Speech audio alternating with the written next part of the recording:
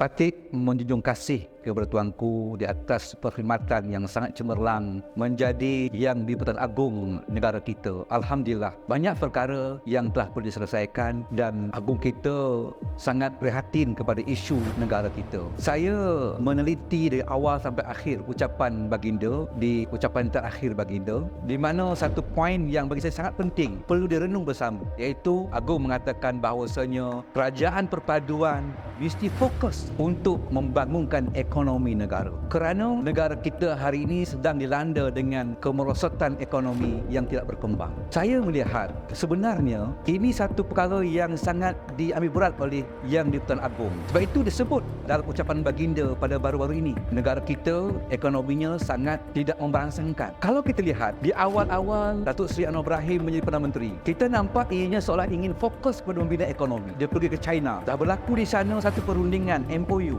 Bukan sedikit, 19 MOU telah berjaya dilakukan oleh Datuk Seri Anwar Ibrahim sebagai Perdana Menteri yang baru diangkat pada ketika itu. Dan telah pun diumumkan negara kita begitu gaf keluar di media sosial bahawasanya lawatan Perdana Menteri ke China mampu membawa masuk 174 bilion akan diperoleh oleh negara kita. Jadi semua nampak bahawa ini dia Perdana Menteri yang kita tunggu-tunggu, kerana dia sudah mula masuk gear untuk langkah membina ekonomi negara. Tetapi rupanya kita sangkakan panas sampai ke petang, rupanya hujan di tengah hari. Kemudian lepas itu kita lihat Perdana Menteri tidak lagi fokus kepada membina ekonomi, tapi beliau lebih kepada untuk membina kemunculan dirinya sebagai Perdana Menteri. Seolah-olahnya baru dapat jawatan Perdana Menteri, kita gairah sangat dipanggil zaman atau masa honeymoon. Dia sibuk untuk keluar dalam media, Jumaat ni sembahyang di sini, Jumaat depan sini, Jumaat seterusnya di sini. Setiap Jumaat akan keluar gambarnya media, dia pergi ke masjid-masjid untuk bertemu masyarakat. Apa sebab hari Jumaat, hari berkumpulnya manusia.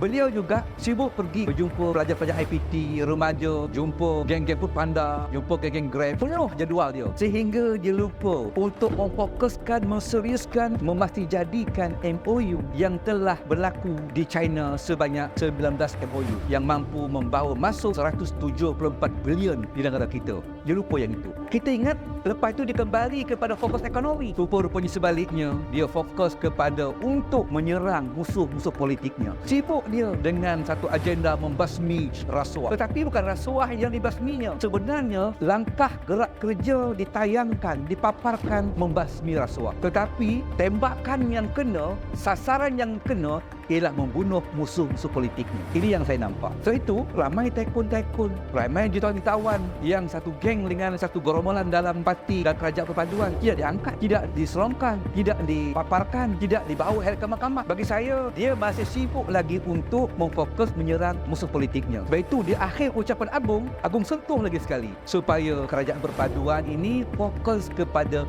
membina, memperkasakan ekonomi negara kita. Pastikan supaya rakyat ekonomi poketnya terbina. Barang murah, dulu pernah cakap, oh Mahyudin barang naik, Islam Sabri barang naik, Mahyudin duit jatuh, Islam Sabri duit jatuh, tukar Anwar Ibrahim, barang akan murah, duit akan nilainya tinggi. Apa berlaku? Ianya rakyat seluruh dunia menyaksikan perkara itu tidak berlaku.